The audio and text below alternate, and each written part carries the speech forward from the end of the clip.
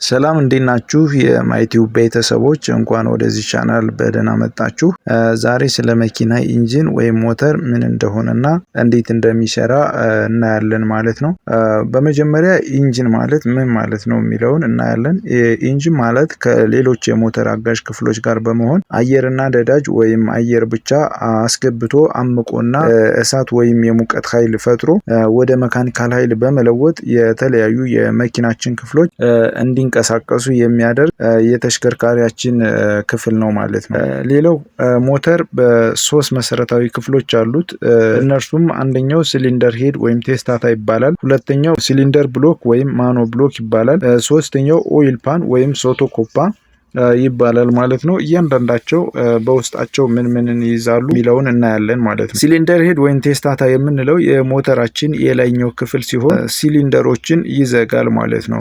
ወይም የሞተራችንን ሲሊንደሮች ለመዝጋት ያገለግላል ማለት ነው። ሌላው ሲሊንደር ሄድ ወይም ቴስታታ የምንለው ከካስት አይረን ወይም ከአልሙኒየም ሊሰራ ይችላል። አስገቢና አስወጭ ቫልቮችን ወይም ኢንቴክና ኤግዞስት ቫልቭን፣ አስገቢና አስወጭ አንገትን፣ ቫልቭ ስፕሪንግን፣ ፑሽ ሮድን፣ ሮከር አርምን፣ ካምሻፍትን ወይም አልቭሮ ካምን፣ ስፓርክ ፕለግን፣ የቤንዚን ሞተር ከሆነ ኢንጀክተር ኖዝልን፣ የናፍጣ ሞተር ከሆነ እነዚህንና መሰል የሞተር ክፍሎችን ይይዛል ማለት ነው። ሁለተኛው ሞተር የሚዋቀርበት ክፍል ሲሊንደር ብሎክ ሲሆን ይህ ሲሊንደር ብሎክ ወይም ማኖ ብሎክ የሚባለው የሞተራችን የመካከለኛው ክፍል ሲሆን ሌሎች የተሽከርካሪው ክፍሎችን ለማንቀሳቀስ የሚያስፈልገው ኃይል የሚፈጠርበት የሞተር ክፍል ነው ማለት ነው። በውስጡም ኮሎን ወይም ክራንክ ሻፍትን፣ ኮኔክቲንግ ሮድን ወይም ቬላን፣ ሲሊንደርን፣ ፒስተንን፣ ፒስተን ፒንን፣ ፍላይዊልን ወይም ቮላኑን እነዚህንና የፒስተን ቀለበቶችን ይይዛል ማለት ነው። ሶስተኛው የሞተር ክፍል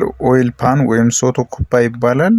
የሞተር የታችኛው ክፍል ሲሆን ለሞተር የሚያስፈልገውን ዘይት ለመያዣነት የሚያገለግል የሞተር ክፍል ነው ማለት ነው። በውስጡም ኦይል ስትሬነርን ይይዛል ማለት ነው። ሌላው አንድ ሞተር ከሌላ ሞተር የሚለይባቸው ነገሮችን እናያለን። አንድ ሞተር ከሌላ ሞተር በነዳጅ አጠቃቅሙ፣ በማቀዝቀዣ ዘዴው፣ በፒስተን እንቅስቃሴው ሊለያይ ይችላል ማለት ነው። ስለዚህ ሞተር በነዳጅ አጠቃቅሙ በሁለት ይከፈላል፣ የቤንዚንና የናፍጣ በመባል ማለት ነው። እያንዳንዳቸው ምን ይመስላሉ የሚለውን ስናይ የቤንዚን ሞተር የምንለው የተጣራ አየርና ነዳጅ ወይም የተጣራ አየርና ቤንዚን በማስገባት በማመቅ ከዚያም በካንዴላ አማካኝነት የእሳት ብልጭታ በመልቀቅ እሳትና የሙቀት ኃይል በመፍጠር ወደ መካኒካል ኃይል በመለወጥ የመኪናችን የተለያዩ ክፍሎች እንዲንቀሳቀሱ ያደርጋል ማለት ነው። ሌላው የናፍጣ ሞተር የምንለው የተጣራ አየር በማስገባት በማመቅና በታመቀው አየር ላይ ናፍጣን በጉም መልክ በኢንጀክተር ኖዝል አማካኝነት በመርጨት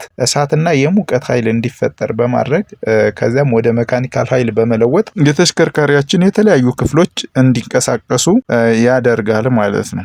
ሌላው ሞተር በማቀዝቀዣ ዘዴው በአየርና በፈሳሽ የሚቀዘቅዙ ተብሎ በሁለት ይከፈላል። በአየር የሚቀዘቅዙ የምንላቸው ሞተርን ለማቀዝቀዣነት አየርን የሚጠቀም ከሆነ በአየር የሚቀዘቅዙ ይባላሉ።